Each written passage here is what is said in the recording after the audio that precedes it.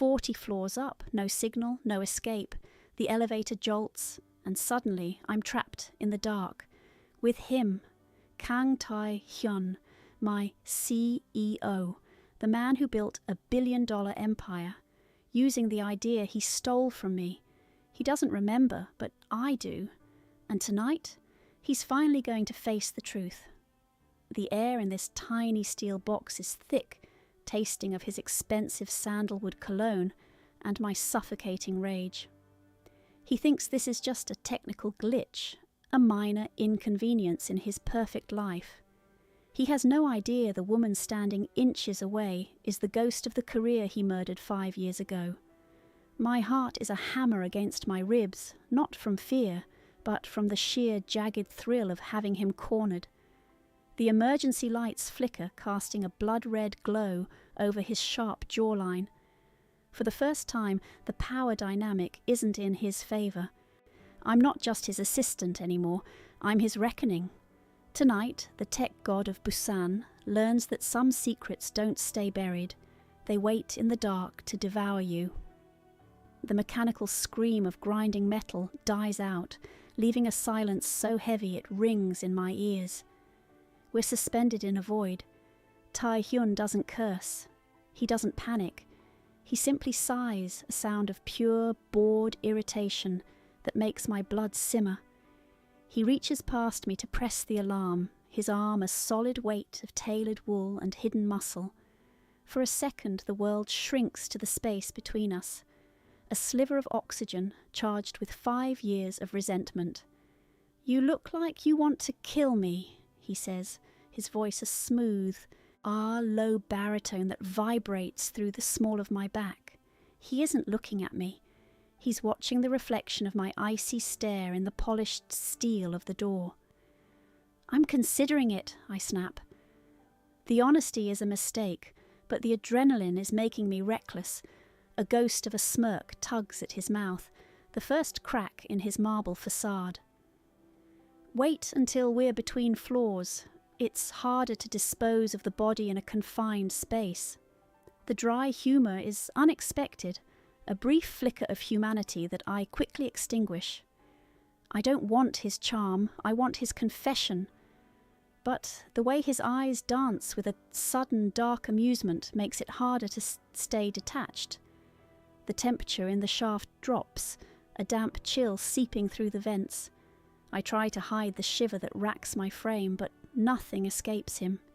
He moves with a predatory grace, unbuttoning his charcoal blazer and sliding it off his shoulders. "Take it," he commands, holding the jacket out. The silk lining catches the dim emergency light. "I'm fine," I lie, my teeth nearly chattering. "Don't be a martyr, Abby, it's inefficient." He steps closer, closing the gap until the heat of his body acts like a furnace. I stare at his tie, refusing to look up, but my hand betrays me. I take the blazer. As I slip it on, I'm instantly enveloped in him, his warmth, his scent, the sheer crushing weight of his presence. "You always this hostile?" he murmurs, his voice dropping an octave as he leans closer. "Only with people who deserve it," I retort, my voice breathy but sharp. He doesn't flinch. Instead, he lingers, tracing the line of my throat with a gaze so intense it feels like a physical touch. He isn't looking at an employee anymore. He's studying me like a complex problem he's dying to solve. My pulse spikes, a traitorous rhythm against my skin, but I don't back down. I let him see the fire in my eyes, letting him wonder exactly how much it will cost him to play this game. The silence in the elevator isn't empty anymore. It's crowded with the things I've swallowed for half a decade. I let the weight of his jacket settle on my shoulders, a heavy reminder of the man I'm supposed to hate. I look him dead in the eye, stripping away the mask of the obedient employee. "Do you even remember the prototype you launched 5 years ago, Tae-hyun? The neural link interface that turned this company from a startup into an empire?" He tilts his head, his expression shifting from amusement to a cold, clinical curiosity. He's searching his mental archives, scanning through 1,000 successful launches. I remember the launch, he says slowly, his voice dropping into that deep corporate resonance. It was the cornerstone of our global expansion. Why? Because I built it, I say. The words are clean, sharp, and lethal. I designed the architecture, I wrote the core logic, and you took it. You slapped your name on the patent, and you watched your legal team shred my contract until I was nothing but a footnote in a filing cabinet. I paid for your empire with my future. The air in the elevator suddenly feels non-existent. For the first time since the lights flickered out, Tae-hyun looks genuinely off balance. The predatory confidence in his eyes wavers, replaced by a haunting flash of recognition. The intern, he whispers, the realization hitting him like a physical blow. You were that intern from the Busan lab, the one who disappeared after the buyout. I didn't disappear, I was erased, I retort, stepping into his space until our chests are nearly touching. The power flip is instantaneous. He's the one backed against the steel wall now, and I'm the one holding the leverage of the truth. His eyes are dark, focused on me with an intensity that makes my skin hum, but the dominance is gone. It's been replaced by a raw, unfiltered focus that feels dangerously intimate. Why stay? He asks, his voice softening, losing its edge of command. It's a genuine question, one that sounds almost vulnerable in the quiet of the shaft. After what I did, why would you ever come back to work for me? Because I refuse to lose twice, I say, my voice steady despite the riot in my chest. I'm not here for a paycheck, Tae-hyun. I'm here to take back what's mine. The line hits him hard. I see his throat move as he swallows, his gaze dropping to my lips for a fraction of a second before locking back onto my eyes. The tension between us is no longer just about the past, it's about this moment, this proximity, and the terrifying realization that he's fascinated by the woman who wants to destroy him. Suddenly the elevator groans. A violent jolt sends us both swaying, and with a mechanical chime, the lights hum back to life. The doors slide open, revealing the pristine, sterile lobby of the executive floor. But neither of us moves. We stand in the threshold of the open doors, trapped in a gaze that is unresolved and dangerously charged. The world outside is the same, but as we finally step out into the light, everything between us has changed. I'm no longer just a shadow in his office. I'm the only person in this building who can make him bleed. The next morning, the office feels like a different planet. The glass walls of the Busan headquarters, once transparent and cold, now seem to vibrate with the electricity of what happened in that elevator. Every time the bell of the lift dings, my skin prickles. I can still smell the faint, lingering scent of his sandalwood on the blazer. I return to his assistant in a crisp, silent handoff. I expect a termination letter. I expect to be escorted out by security for the audacity of looking into the sun and refusing to blink. Instead, the intercom on my desk crackles. "Abby, my office, now." His voice is different. It's quieter. He's stripped of the performative edge he uses to command the board of directors. When I walk in, he isn't sitting behind his mahogany fortress. He's standing by the window, silhouetted against the morning skyline, his silhouette sharper, more lethal than the day before. He doesn't offer a seat. He doesn't offer a greeting. He just watches me, his gaze heavy with a dark, calculated intensity that makes the air in the room feel as thin as it was 40 floors up. "The new Project Vanguard," he says, turning slowly. "The neural link expansion. You're leading it. Full creative and technical autonomy. You report only to me." I almost laugh. The irony is a jagged pill to swallow. He's handing me the keys to the kingdom he built using my stolen crown. "Is this a bribe, Tae-hyun, or a confession?" "It's a necessity," he he counters, on stepping into the light. He doesn't break eye contact, not even to blink. The space between us is a minefield of unresolved history and a new, terrifying magnetic pull. I spent all night reviewing the original Busan Lab files. You were right. The logic was yours, the brilliance was yours, and right now, you're the only person in this city capable of fixing the glitches in the new phase. He stops just inches away, far closer than a CEO should ever be to an employee. I can see the exhaustion in the fine lines around his eyes, a crack in the billionaire's armour that makes him human, and therefore infinitely more dangerous. I feel seen, not as a ghost, not as an intern, but as his equal. The physical tension is a living thing, a tether pulling me toward the very man I swore to break.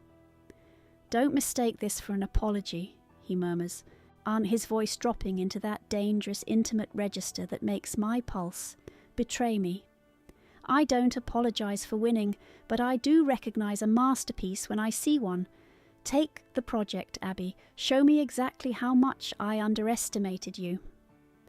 The city of Busan becomes a blur of neon streaks beyond the floor-to-ceiling glass, but inside this office, time has stopped. It's 3 a.m., and the air is thick with the hum of high-end servers and the jagged energy of two people who shouldn't work this well together. We aren't just collaborating, we're colliding. Every argument over the deployment strategy is a battle of wits, our voices sharp, cutting through the silence of the empty building. We trade lines of code like blows, finishing each other's technical thoughts before they're even fully formed. It's a rhythmic or intellectual dance that leaves me breathless, a synchronization that is as terrifying as it is addictive.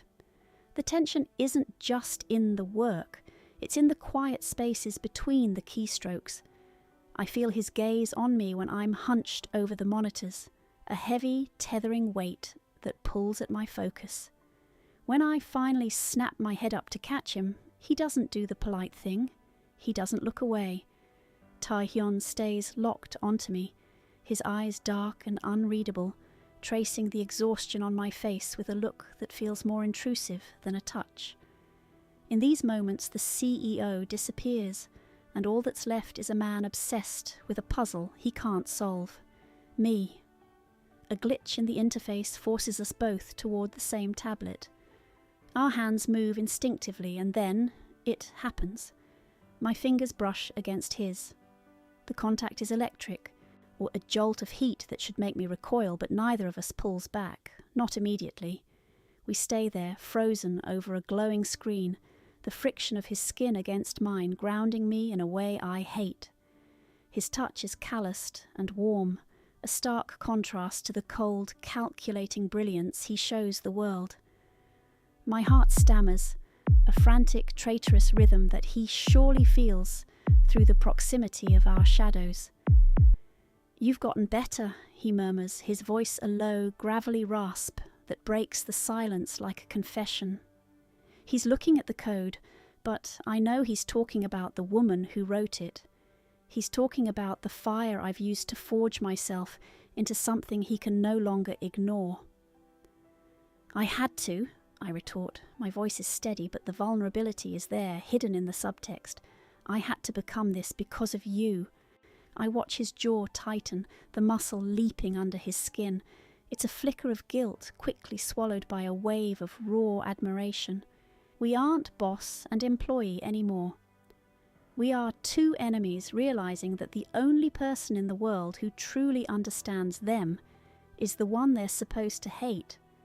The atmosphere is suffocating, charged with a dangerous, slow-burning attraction that threatens to incinerate the very project we're trying to save. Every late night, every shed line of logic, every accidental touch is another brick removed from the wall I built to keep him out. And as I look into his eyes, I realize the terrifying truth. I'm not just taking back my dream. I'm losing my heart to the man who ruined it. The boardroom air is sterile, but the look Director Park is giving me is anything but professional. He's leaning over my shoulder, his hand hovering just a fraction too close to the small of my back as he reviews the latest neural link simulation. It's a classic power play, a mid-level executive trying to mark territory on the CEO's new favourite project. I open my mouth to shut him down, to remind him that I'm the one who wrote the architecture he's currently struggling to understand. But the air in the room suddenly drops 10 degrees. "She's busy, Park." Tae-hyun's voice doesn't rise, but it carries the weight of a guillotine blade. He's standing at the head of the long obsidian table, his fountain pen stilled between his fingers. The silence that follows is deafening, a vacuum created by a billionaire who is used to owning every atom in the room.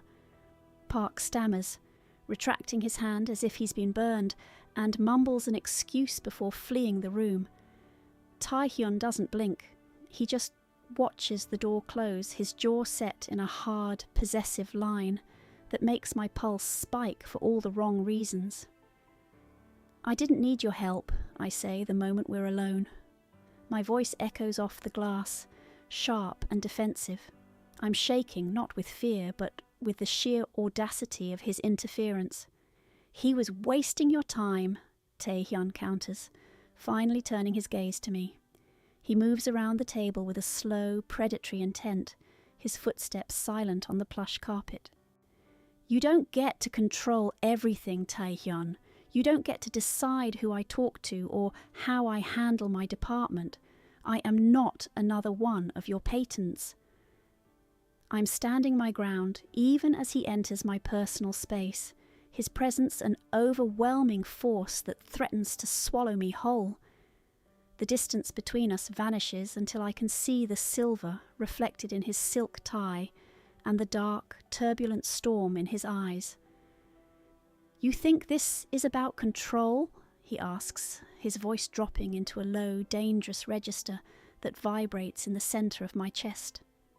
He leans in, his shadow eclipsing me against the bright city lights of the window. He's so close I can feel the heat radiating from his skin, a silent invitation to a fire I know will consume me. "It's all you know," I whisper, though my breath is hitching. "No," he murmurs, his gaze dropping to my mouth before locking back onto mine with a raw, agonizing honesty. "I'm trying not to control you, Abby. Every second we're in this room, I am fighting the urge to remind you exactly who you belong to." The line lands like a physical weight, shattering the last of my resolve. It's not a threat, it's an admission of a man losing his grip on the one thing he prides himself on, his restraint. He leans in further, his forehead almost touching mine, the scent of his cologne and the intensity of his focus creating a cage I have no desire to escape. I don't step back, I don't flinch. I stand in the centre of his storm, realising that the man who ruined me is the only one who can see the woman I've become. The tension is no longer a wire, it's a fuse, and we're both waiting for the spark that will end us both. See, the air in the grand conference room is thin, vibrating with the collective scepticism of a dozen investors who smell blood in the water. I stand at the head of the long marble table, the blue light of the holographic interface reflecting in my eyes, but the code is stalling, a synchronization error, a glitch in the very logic I spent 5 years perfecting. The silence that follows is predatory. I can feel the weight of their judgment, the quiet murmurs of men who have been waiting for the intern to fail. My fingers tremble over the glass console, my heart a frantic dying bird against my ribs. I've sacrificed everything for this moment, and now the ghost of my past is threatening to bury me again. "Is there a problem, Ms. Abby?" Director Park's voice is an oily blade, cutting through the tension with a smirk he doesn't bother to hide. Perhaps the architecture was too ambitious for its creator. I open my mouth to defend the work, to fight for the dream I clawed back from the wreckage, but a shadow falls over the table. Tae-hyun moves. It's not a hurried step, it's a calculated tectonic shift in the room's gravity. He walks toward me, his hand landing on the edge of my console. He doesn't look at the investors. He doesn't look at the flickering holographic error. He looks at me, his dark eyes a steady, unwavering anchor in the storm of my own panic. "The architecture is flawless," Tae-hyun says, his voice a low, lethal rumble that silences the room instantly. He isn't just speaking to the board, he's issuing a decree. He leans forward, his tailored suit tightening across his shoulders as he places himself directly between me and the firing squad. Any delay in the synchronization is a result of the hardware limitations I approved. If this project fails, it isn't on the lead architect, it's on me. I've staked this company's entire fiscal year on her brilliance, and I am not in the habit of losing. The room goes dead silent. I stare at the back of his head, at the sharp, uncompromising line of his jaw. He isn't just protecting a project, he's protecting me. He is risking his reputation, his empire, and the very throne he stole from me, just to stand in the gap where I am vulnerable. The alpha dominance I once loathed has transformed into a shield, a raw display of public loyalty that shatters the last of my defences. In that heartbeat, the image of the man who ruined me begins to burn away, replaced by the man standing beside me. I see the tension in his neck, the subtle way his hand on the table is positioned to touch mine if I reach for it. He's not my enemy anymore, he's my partner. The internal conflict that has been tearing me apart for weeks finally snaps, leaving behind a terrifying, beautiful clarity. I don't just want my work back, I want the man who is willing to burn the world down just to keep me standing. I reach out, my fingers brushing his on the cold marble, and I feel him exhale, a soft, private surrender that only I can hear. The lights of the Busan skyline glitter behind him like a crown, but all I see is the man who finally decided that I was worth more than his billions. The celebration of the board's approval is happening 20 floors below us. But here in the executive suite, the only sound is the low, a rhythmic hum of the air filtration and the frantic pulse in my throat. Tae-hyun is standing by his desk, his tie loosened, his sleeves rolled up to reveal the corded tension in his forearms. He looks like a man who has just won a war but lost his peace. "Why did you do that?" I ask, my voice barely a whisper cutting through the shadows. I'm standing by the glass, the coldness of the window a sharp contrast to the heat still radiating from our shared moment in the boardroom. "You put everything on the line, your reputation, your company, for an error you knew I could fix." He turns slowly, his silhouette imposing against the backdrop of Busan's neon veins. He doesn't answer immediately. He lets the silence stretch, on heavy and suffocating, until the air feels thick enough to taste. "Because I was wrong," he says finally. The words are blunt, stripped of the billionaire's polished armour.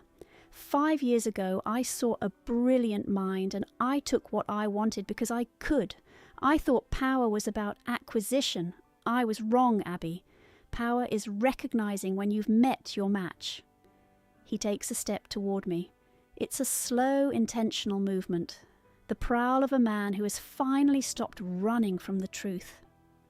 My breath hitches, but I don't move. I can't. I'm anchored by the raw, agonizing honesty in his eyes, a look that bypasses the CEO and the thief, searching for the girl he tried to erase. "And because," he continues, his voice dropping into a low, gravelly register that vibrates in the very centre of my chest, "I can't stop thinking about you. Like every line of code I see has your signature on it. Every time I close my eyes, I'm back in that elevator wondering how I ever lived in a world where I didn't know the sound of your heartbeat." He steps into my space, closing the gap until the scent of his sandalwood and the warmth of his skin are all I know. The distance between us isn't just physical anymore, It's a decade of resentment and attraction colliding in the dark. He reaches out, his hand hovering near my face, his fingers trembling with a restraint that feels like it's about to snap. I should walk away. I should remember the betrayal and the years of struggle. But as his thumb finally grazes my jawline, a soft electric spark that burns through my skin, I realize I'm tired of fighting a war that ended the moment he looked at me in the dark. I don't stop him.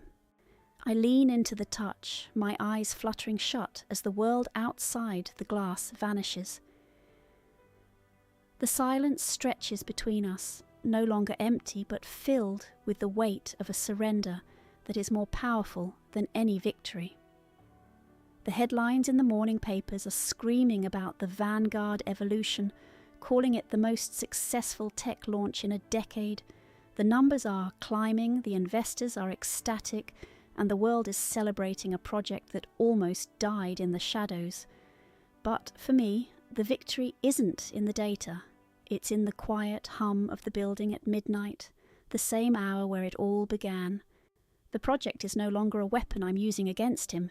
It's the bridge that led me back to myself. The elevator doors chime, sliding open to reveal the same polished steel and mirrors that felt like a cage just weeks ago. I step inside, my heels clicking against the floor, but the air is different now. It's lighter, charged with a magnetic heat that has nothing to do with a mechanical malfunction. Ta-Hyun is already there, leaning against the back wall with a relaxed, lethal grace. He's shed the armour of the CEO, his collar open, his eyes fixed on me with a steady, proprietary warmth that makes my skin tingle. The doors slide shut, sealing us in the familiar, intimate silence of the 40-floor descent. The reflection in the chrome shows us standing side by side, no longer two combatants measuring the distance for a kill, but two halves of a whole. I can feel the pull of his presence, a gravitational force that has become the only constant in my world. "Still hate me, Abby?" he asks, his voice a low, gravelly vibration that echoes in the small space. There's a trace of the old arrogance there, but it's softened by a raw, underlying vulnerability that only he lets me see. I turn to face him, my back hitting the cool metal as he closes the gap. I let my gaze linger on the sharp jawline I once wanted to break, and the mouth that has become my favourite addiction. "I'm working on it," I whisper, a small defiant smile tugging at my lips. He smiles back, a rare, genuine expression that transforms his face, stripping away the ruthless billionaire and leaving behind the man who stayed up all night just to watch me code. He reaches out, his hand sliding around my waist with a controlled, absolute certainty, pulling me flush against his chest. The heat of him is a furnace, a grounding force that silences every doubt I ever had. I can feel his heartbeat through the thin silk of his shirt, a heavy, rhythmic promise that he isn't going anywhere. The elevator reaches the lobby, the metallic ding signalling the end of our journey, but we don't move. The world outside those doors is waiting, but in here, in the quiet dark of our beginning, we found something more valuable than any empire. I look up at him, realizing that the revenge I sought was nothing compared to the surrender I found. I walked into that elevator with a man I hated, and walked out with the only man I'll ever love.